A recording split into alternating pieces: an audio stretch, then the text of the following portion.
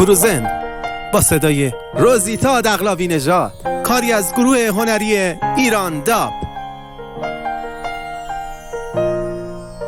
سپید بر تن کرده قوت من، نباشد ردی بر زمین.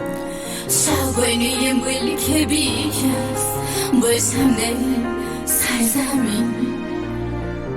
درونم آشفته چون غرش توفان، نشود مهار داند یزدان.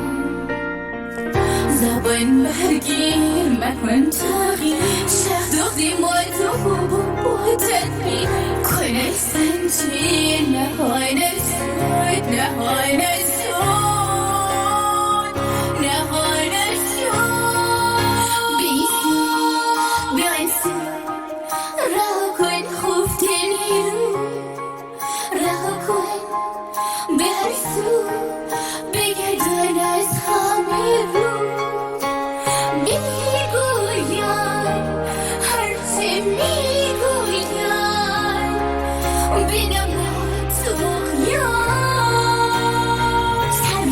من حساسات مشكل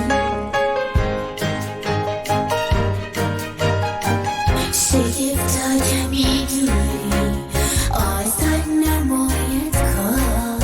نگه بیم محجوری ندهد مرایتا.